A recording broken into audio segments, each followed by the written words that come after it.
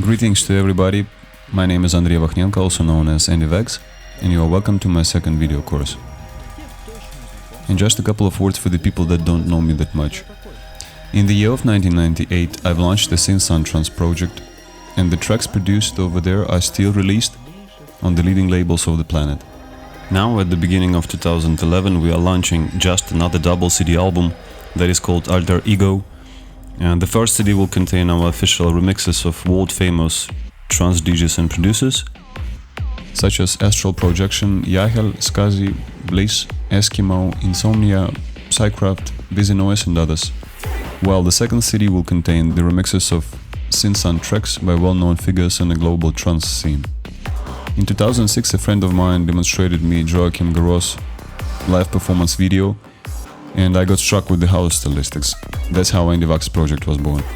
Plenty of time has passed. I released lots of tracks and remixes through different labels, ranging from the big to the small ones.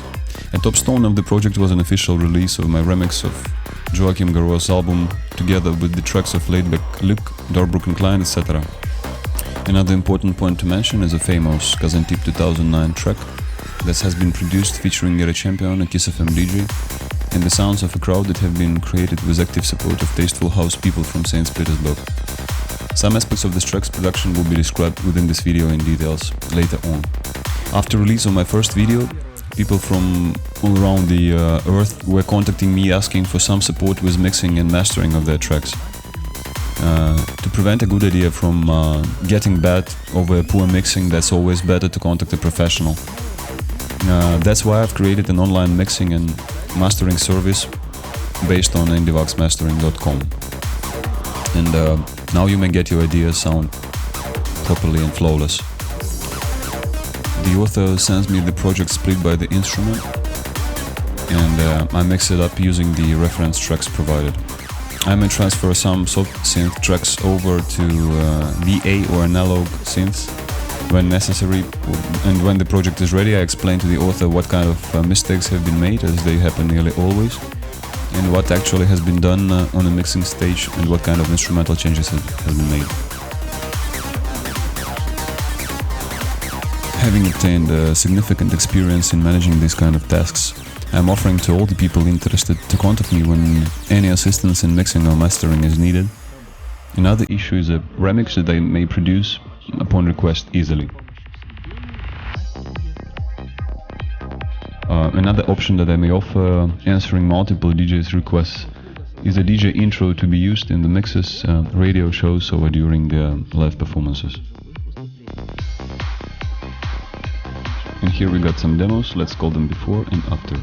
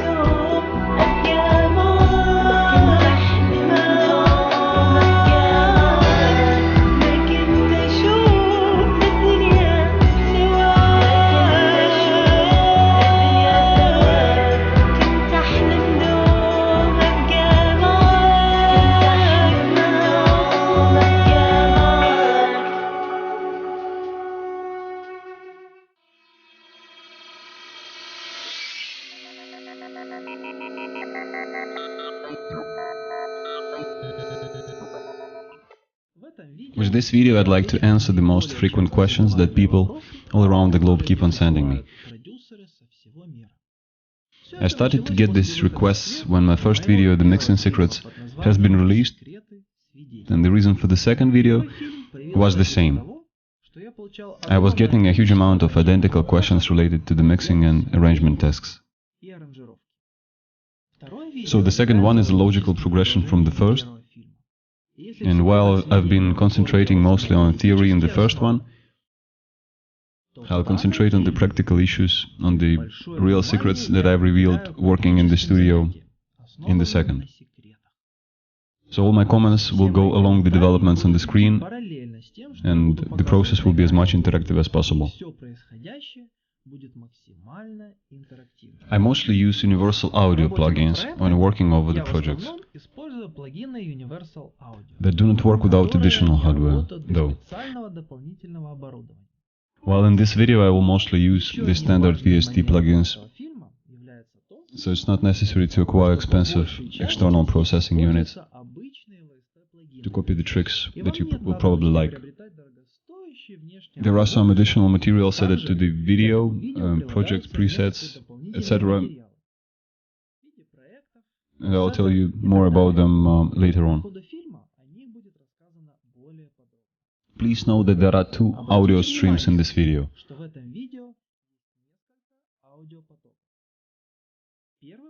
One is with my comments, and another one without. So pick up your crispy popcorn and make yourself comfortable in your chairs. And welcome to a free mixing and arrangement video tutorial from Andi Vax. The answers.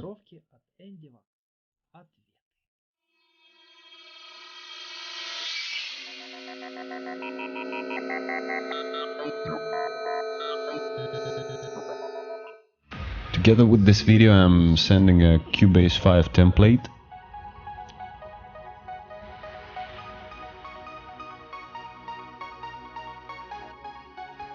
To start using it, you need to place it in the folder following this address.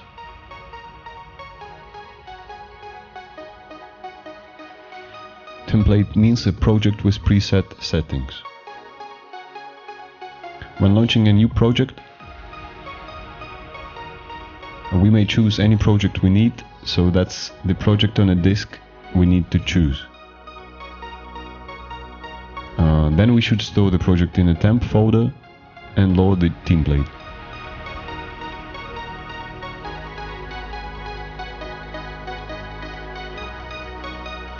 The template may help us in the following way. So here we will find preset FX channels that I use before starting to mix. For reverbs, one envelope shaper and two delays.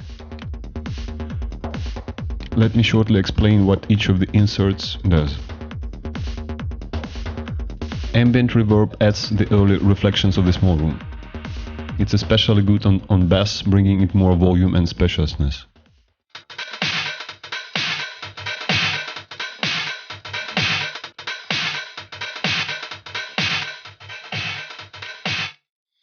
The next reverb is a hall reverb.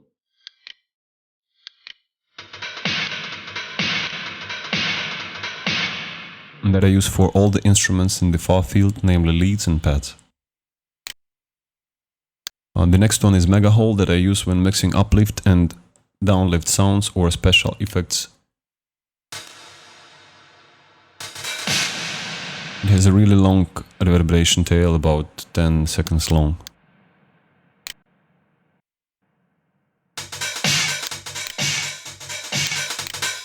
And the last one is a room reverb that places an instrument it's used over to a specific place in a virtual room. Envelope shaper is used for accenting the attack of the instrument. Just accent the peaks of the instrument that you have far fielded with reverb but still want to sound distinct and readable.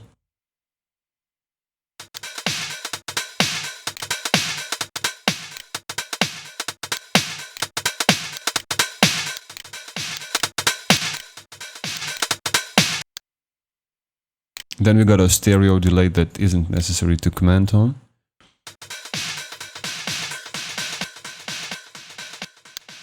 and the mono dub delay. My favorite game as an audio damage dub station.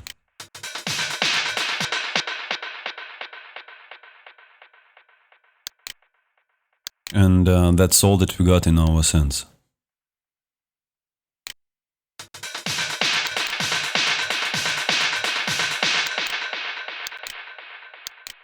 And as an insert we got an RMS analyzer of the track.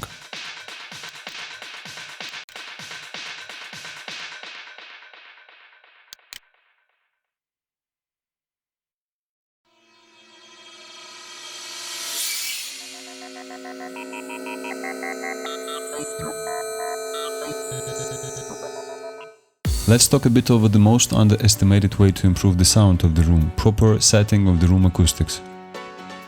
In a bad-sounding, non-damped room, the monitors or non-professional acoustic system of any level won't reveal even a half of their potential. The issue is that in a standard living room, the sound from the monitors spreads in all the directions with multiple reflections from the walls, the floor and the ceiling, that leads to sound blurring. And there are two ways to improve the situation, still. The first one is cheap and low efficient and consists of moving the furniture in the room that will be used as a studio to decrease the amount of sound reflections. Place the carpets over the walls and the ceiling, as vast flat surfaces bring in the biggest amount of echo. Put a thick curtain over the window or windows.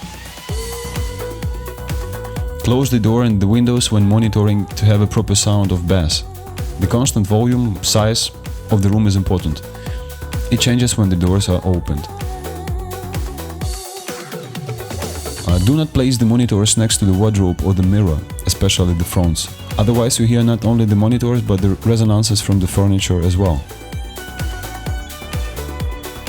At the end, the room should have as few even surfaces as possible. Cabinet furniture shouldn't be sizable or empty. Two narrow wardrobes stuffed tight with the closets are far better than a big half-empty one. The monitors should neither be placed right in the corner nor in the center of the room. Try to place the monitors not closer than 40 cm to the walls. It's especially important for the rear-ported monitors. The second way is a professional approach that will require substantial investment from your side. Quite often it's more than the cost of the monitors themselves. And the concept is to apply special sound absorbing and sound reflective materials on the walls, the corners and the ceiling. Implementing this solution brings excellent results, and even medium-priced monitors start to sound substantially better. There are several offers on the market for true audiophiles from Auralex, Soundwave, Acoustic and other companies.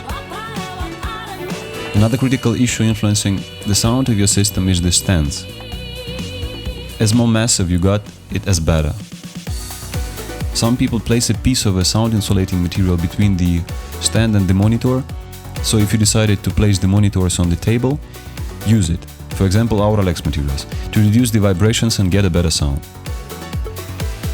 My personal opinion is that for a small project studio it makes more sense to invest in the proper acoustic settings of the room than into expensive monitors that won't work out properly.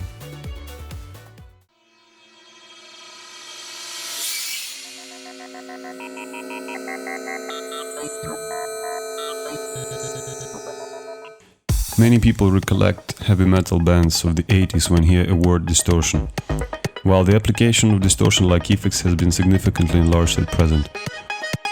In my own tracks I always apply distortions as an artistic and creative effect over one instrument in the track, at least.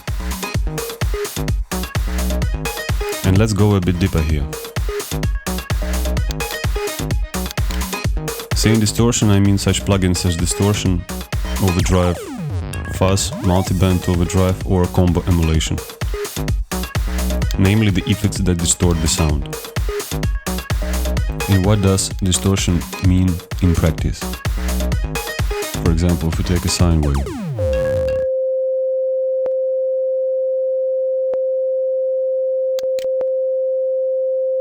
And apply distortion over it as an insert.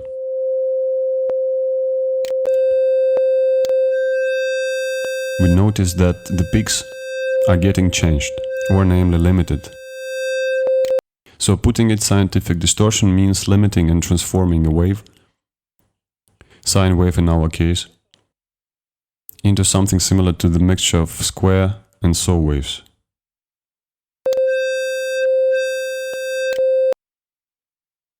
And what it brings us in practice. First, a pure sine wave is a signal that isn't enriched with harmonics.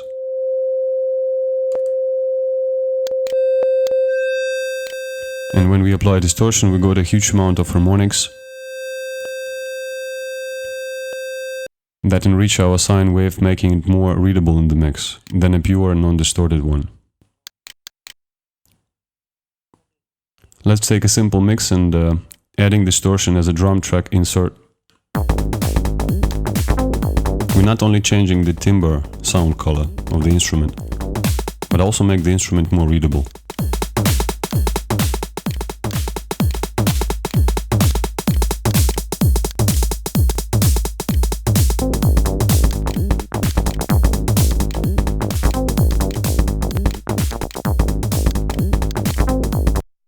Besides, when using distortion, we may go even more creative.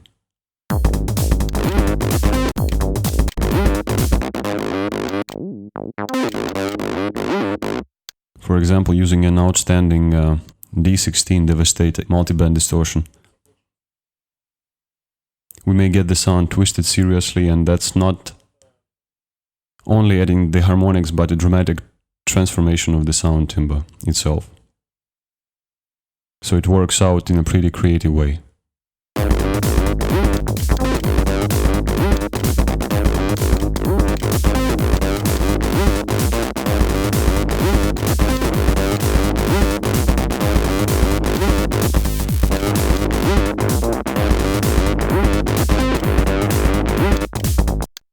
If we will try quadrifuzz with the same instrument, we get a similar sound character, but the timbre will be completely different. First, because quadrifuzz is a multiband overdrive emulation, and the working algorithms of these two plugins are different.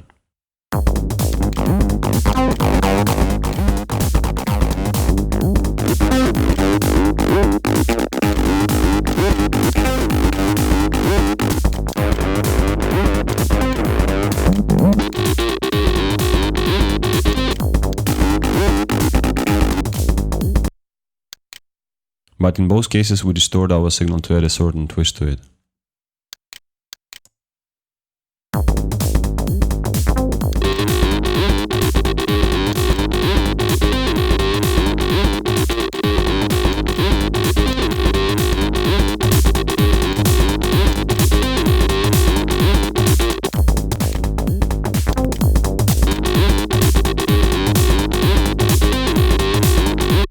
And the third example I'd like to mention,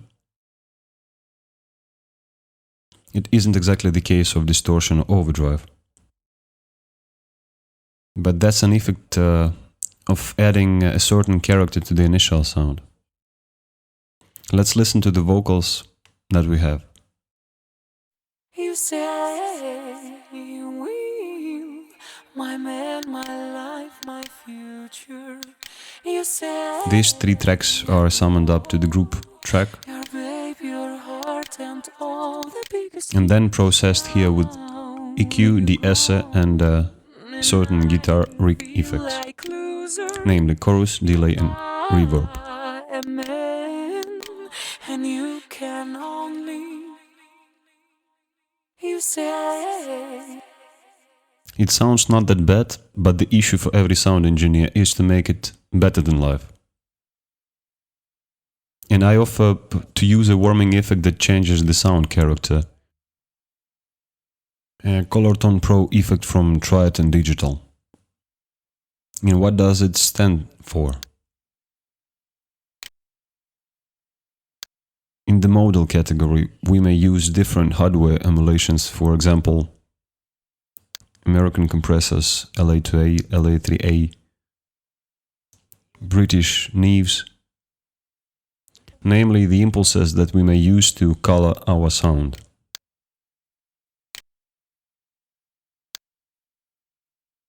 you say you will, my pure. You say I'm young, your babe, your heart, and all the biggest things. Now you're gone, and I feel like loser. You are a man, and you can only. And as you may see, we are getting pretty interesting results with the high frequencies. The sound becomes more transparent, and we haven't reached the low frequency range through reduce the mid-range a bit.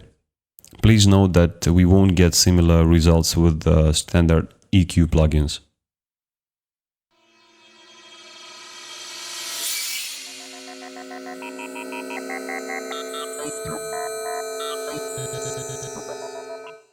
For the majority of sound producers, that's a well-known technique already, though I'm still getting a significant amount of letters asking to explain how it's done. The idea is simple. We go to an audio stream.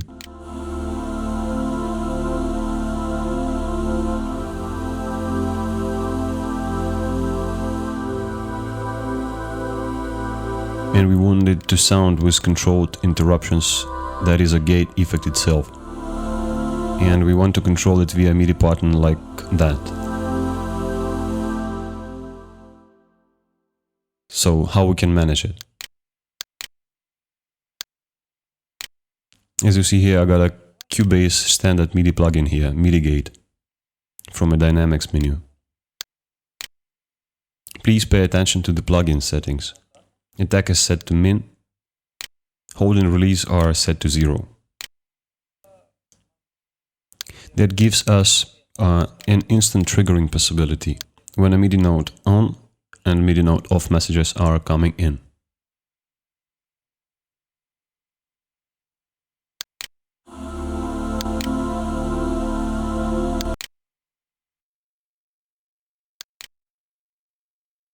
There is no sound so far. So let's create a MIDI track and copy in the pattern that sounds like that.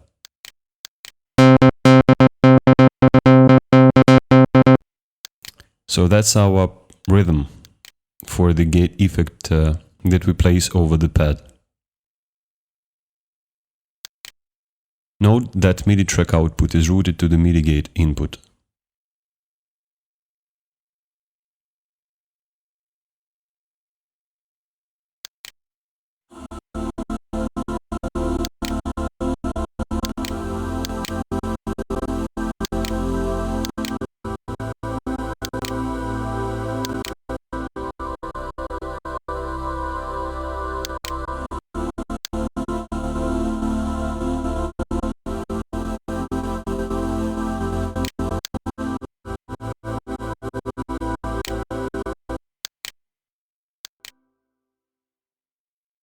If you're using a DAW different from Cubase, there is a free plugin called Clank Labs Microgator. That's pretty similar from the controls point of view, with the only difference. In this dropout menu we may select a MIDI note that will trigger the gate. And 60 means C3 or C of the third octave. And don't forget that we should switch the MIDI track output to the mitigator.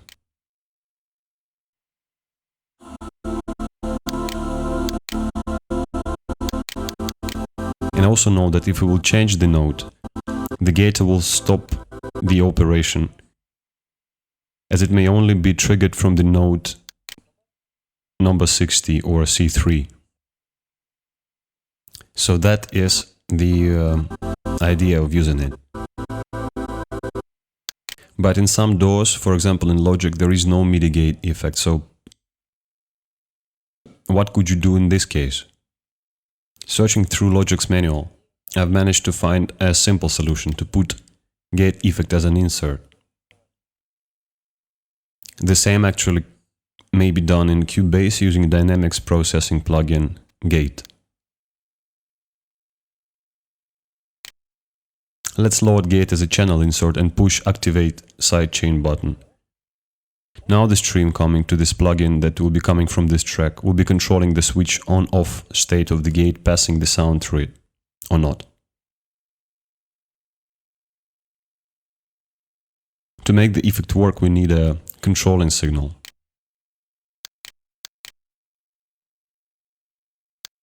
That in our case will be coming from the monologue synth.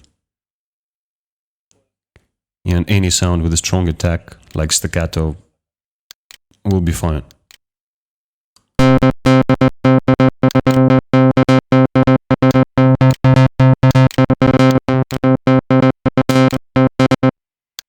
Let's send the channel fader to 0 and use the gate effect as a send.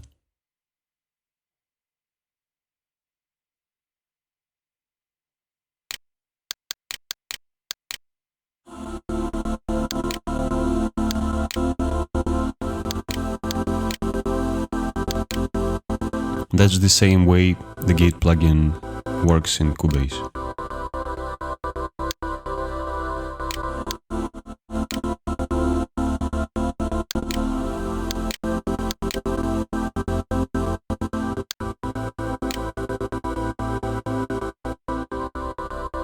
And we may add some delay after the gate to make the sound a bit thicker.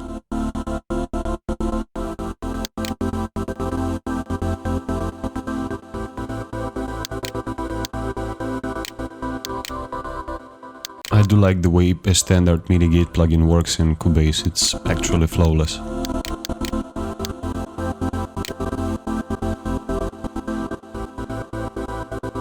So that's the way it goes. In just 2 clicks, a standard pad line transforms into an interesting rhythmical pattern.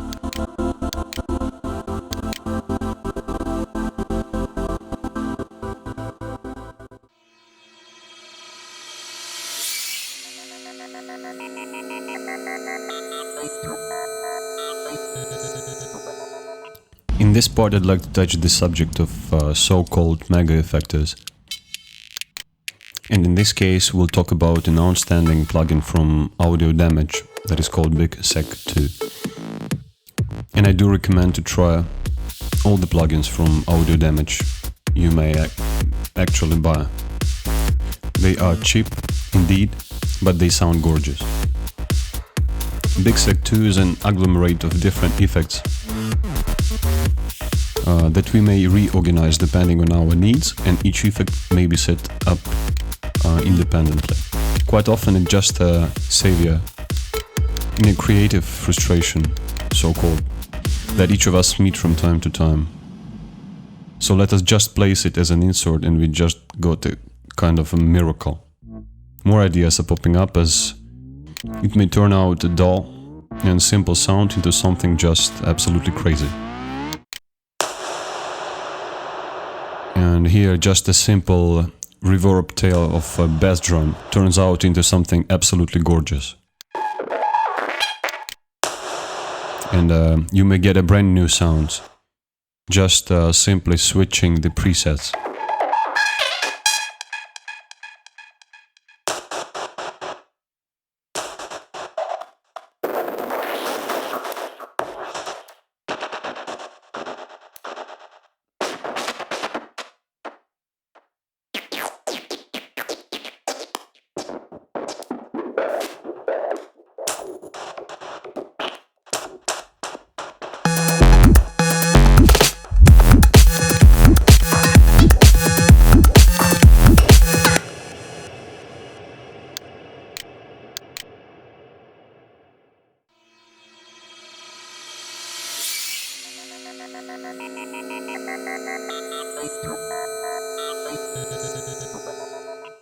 In this section I'd like to talk about the plugins that change the dynamics of the sound.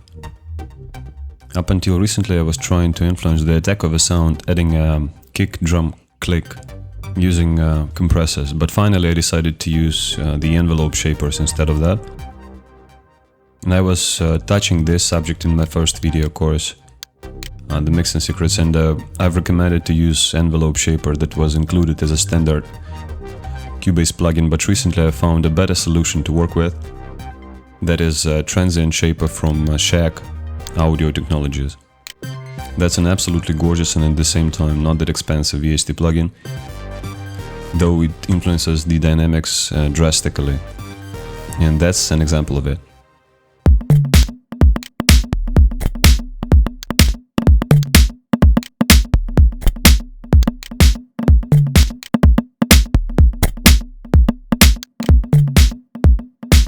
Here I would like to mention that a majority of the demos that are coming over to my label where I'm asked to provide reference for have a really weak drum section. The drums are coming with really long releases, and it seems that people do not pay that much of attention to the precision of the drum parts and the lengths of the drum samples. Using envelope shapers, we may influence the dynamics of the sound dramatically. Note how release function in transient shaper works. When it is set to min, it works almost as a gate. When it is set to max, it expands the release significantly.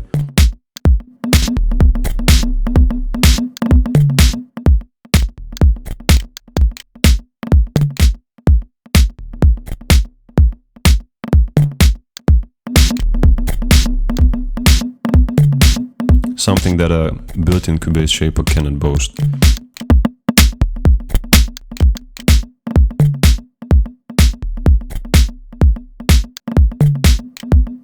So I just recommend to acquire Transient Shaper as a really universal solution that works faultless. Another plugin that I'd like to recommend is Oxford Dynamics from Sony. For some time now, the division that deals with audio plugins production has been renamed into Sonox. And here we go. Here we got nearly everything we may need to work with dynamics, and let us start from the far end. Warmth module is responsible for adding harmonics, emulating the tube sound. We won't notice much of it on this drum loop, but it works really great with bass and synth lines. They sound better and become more readable in the mix. Another important module is the compression module itself. The most important one.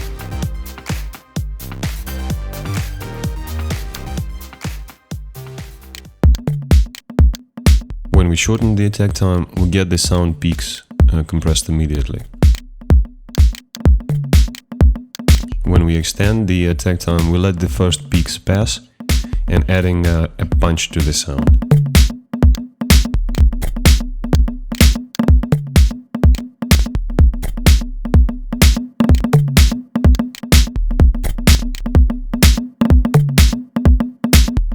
And now using the gate, we may cut the excessive frequencies till the level set with the threshold value.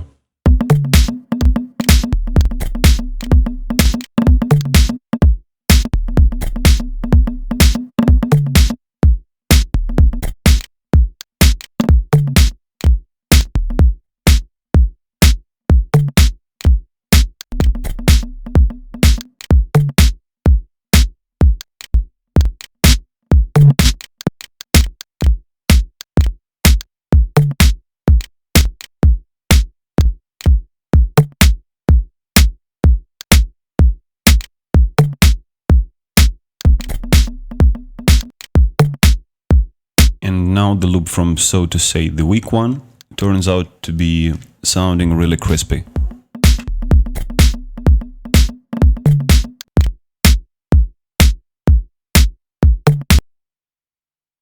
I wouldn't use the way it sounds now though.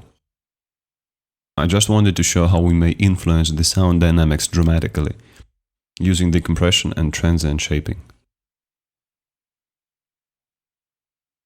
As it is really critical to have distinct and expressive percussion in a dense track.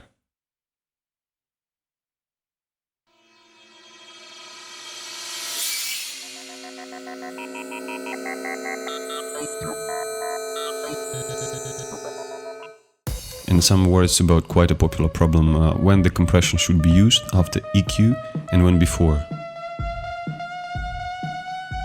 There are no general rules here, but still a kind of a concept may be formulated, and you may see it here.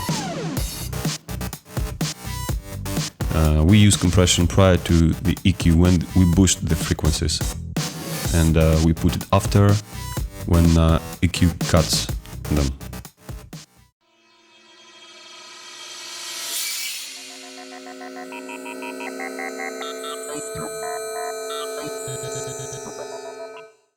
In here I would like to mention quite a trick for dynamics processing. If we want to change the dynamics of the sound significantly, we are setting the compression level as high and the threshold as low. And we may get a signal compressed for 14 decibels down. But in the good old days, a softer way to work with the sound dynamics has been invented, and it is called reverse compression. Let's make a copy of our track and call the original normal compression.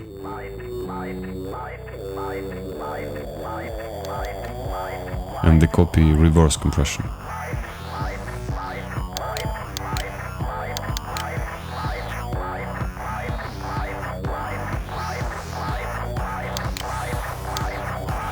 Let's process an upper track with a high threshold settings compressor to feel the difference clearly.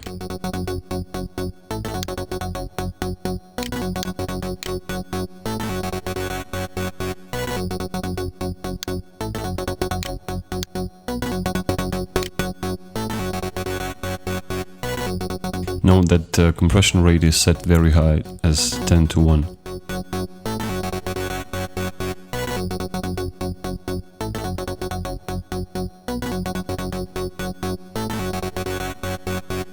And here we got what we call normal. Then let us process with the same algorithm and the same plugin, but the reverse copy of the original.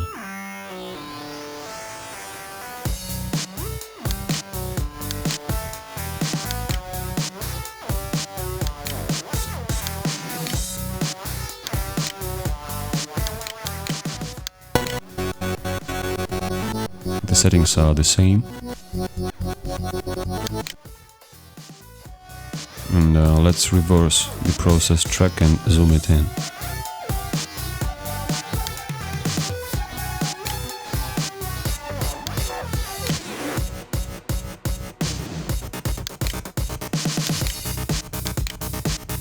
With the normal compression track, the peaks are clearly noticeable even with the short attack time. Though in case with the reverse compression track, the peaks do not exceed the general signal level.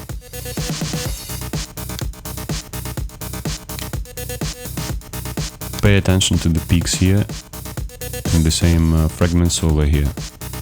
So we see that reverse compression influences the sound very gently, and it may be used either as a special effect or for processing the vocals, when even my favorite LA to A gives a truly visible pumping effect. In case with a reverse compression, we may get rid of the residual attack at sample start and get rid of the pumping effect.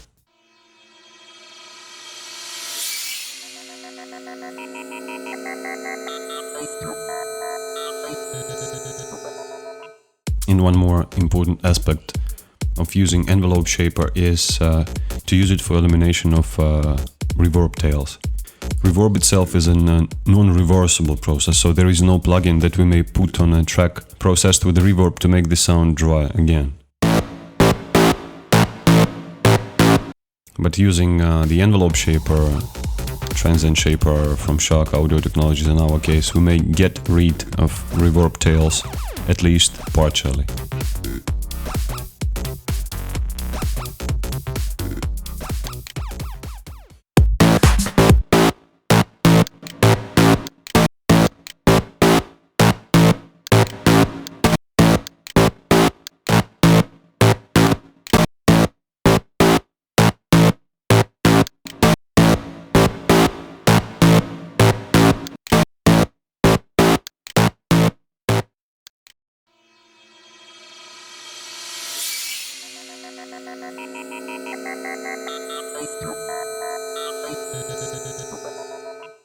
Another interesting plugin I would like to touch is Vox & Go LF Max Punch.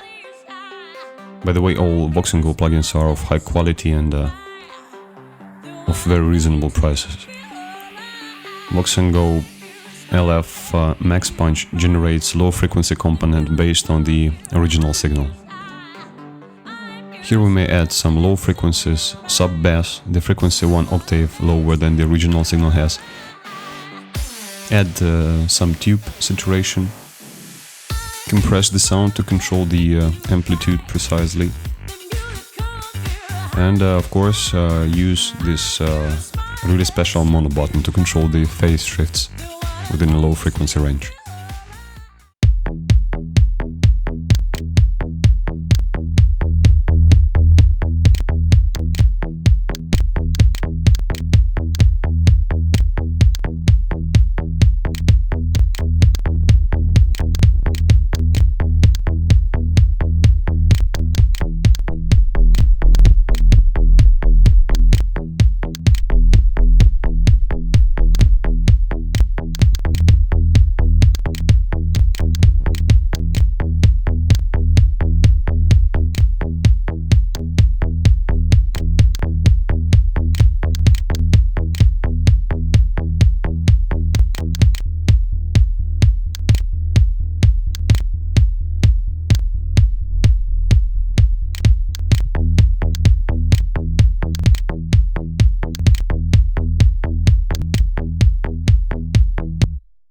So we may get truly unique results using this plugin to process the low frequency range of the solo instruments and using it over the whole mix. But do remember that nearly all the manipulations with low frequency range require a high pass filter to eliminate low frequency content.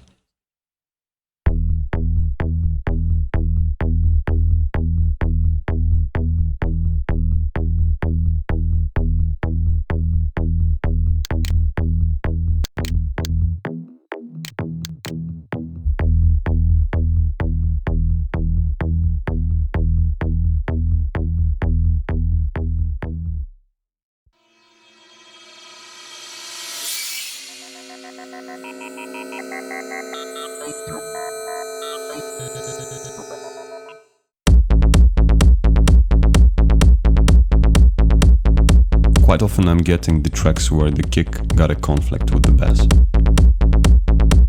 Of course, the first recommendation is to create the bass line without overlappings. And it solves the problem easily. But sometimes the idea of the producer leads to the frequency conflict.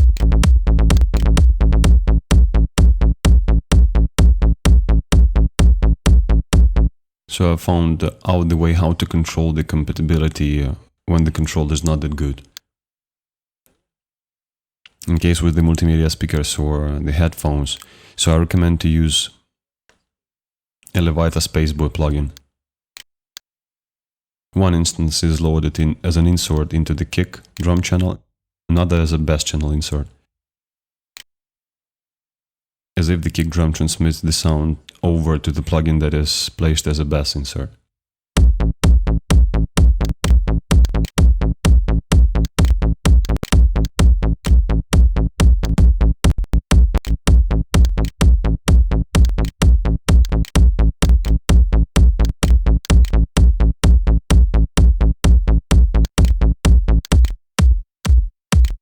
Here we detect the peak frequency of the kick drum.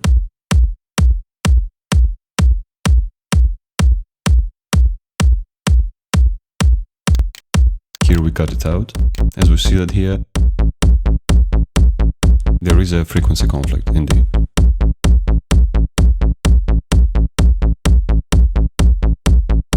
Using space depth knob, we minimize the influence of the problematic frequency.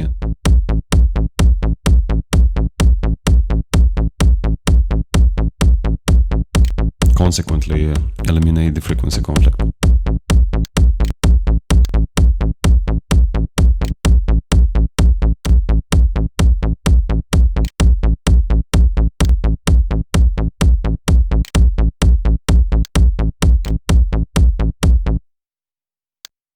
important function of this plugin here is a wormhole function that determines 4 peaks of kick drum in our case, and allows to export this information into Vox & Go Gliss EQ, and that's how it works.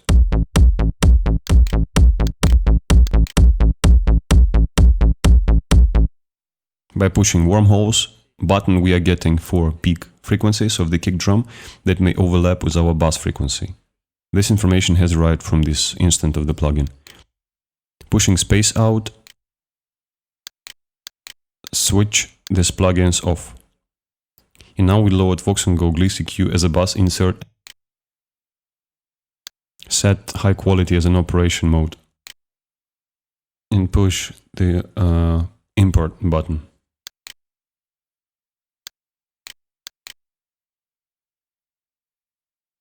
By default, Levata Spaceboy stores the wormholes data into the installation folder. So it should be a space out 1 file in our case. Let's open it. And here we get those 4 peaks that we have mentioned, but as an Vox & Go EQ curve.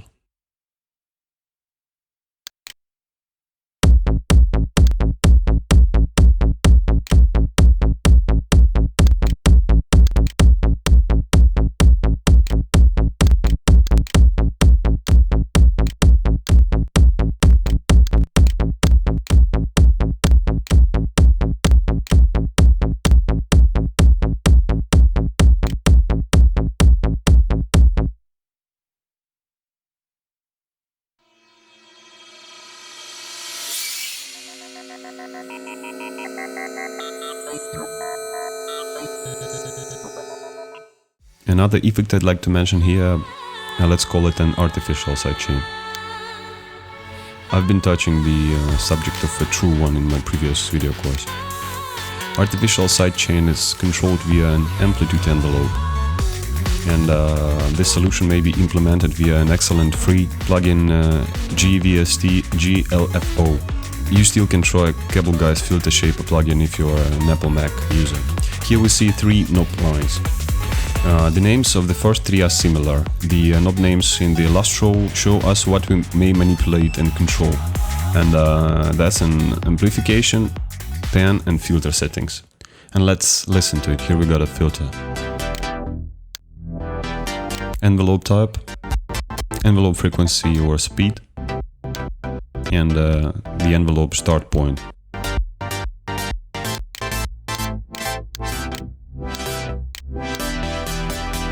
Here we got the same controllers for pan.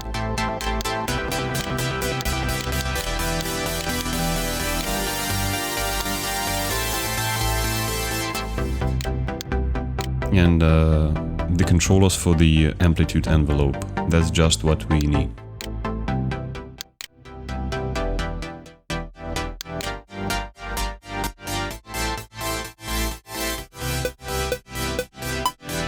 And as you see, everything is BPM synchronized. We may make a dependency even stronger by using the type of the envelope to a square one.